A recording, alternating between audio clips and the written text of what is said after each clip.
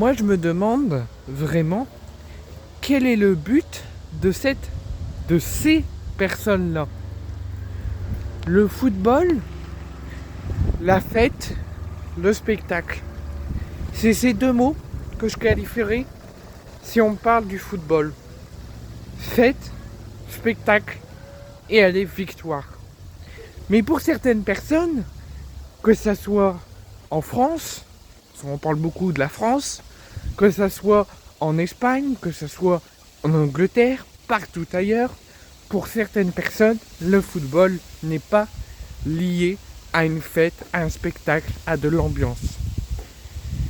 Ce week-end a eu lieu la dernière journée, l'ultime journée de Première Ligue, avec toutes les dernières places à prendre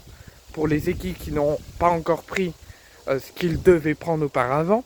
et d'autres qui n'avaient pas tellement d'enjeux, c'était juste de finir sur une bonne note. Liverpool recevait l'interminable Crystal Palace, qui a fait tomber Manchester City en finale de FA Cup, qui fait une fin de saison extraordinaire, et Crystal Palace voulait, malgré que Liverpool était déjà champion, et que Liverpool allait quand même fêter le titre, voulait finir sur une bonne note. Finalement, Liverpool s'est logiquement imposé et finit par une belle victoire face à son public et pour les célébrations de leur titre de Première Ligue et le premier titre sous l'ère Arne Slot. Mais malheureusement, pendant les célébrations du titre de Première Ligue, pendant les célébrations de la victoire contre Crystal Palace et du titre maintenant acté et qui a tous les moyens liés pour fêter ce succès, pour fêter ce sacre, plusieurs abrutis, plusieurs individus qui ont été interpellés, qui ont été placés en garde à vue en vue d'une potentielle future condamnation, ont foncé sur la foule pendant les célébrations du titre. Et oui, pendant que les joueurs étaient en train de défiler sur le bus avec dont Jürgen Klopp qui faisait partie et qui était dans le bus, pendant que les joueurs défilaient, un individu